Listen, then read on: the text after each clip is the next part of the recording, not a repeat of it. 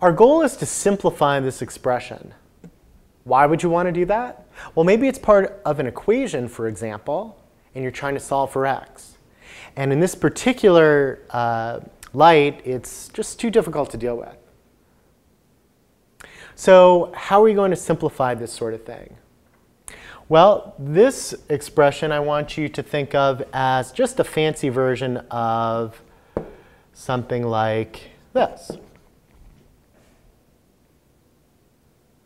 So how do we simplify this sort of thing?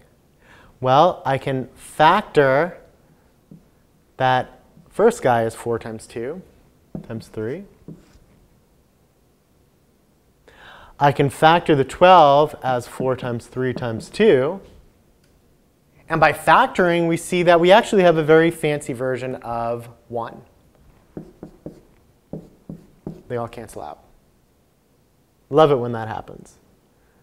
So we'll follow the same process here. What's that process? Just factor and cancel. So this is the same thing. I'm going to do it right below as x plus 2 times x minus 2 over x plus 2. And just as a note, I mean, I could cancel these out immediately. For me, I like to stick on one thing at a time, focus on one thing at a time. So right now, I'm focusing on factoring. Then I'll focus on canceling. The second guy can be factored, 2 times x minus 3.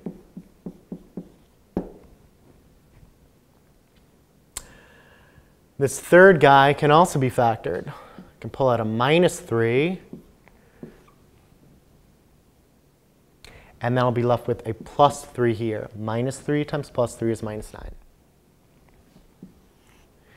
X squared minus 5x plus 6. Well, can that be factored? Can we think of two numbers that multiply together to give us 6 and add together to give us minus 5? Sure. How about minus 3 and minus 2? And now the fun begins. For me. All right. To me, this is like cleaning my room. X plus 2's go away.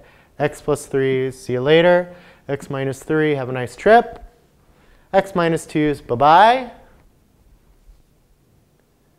So it turns out that that monstrosity is just minus 6.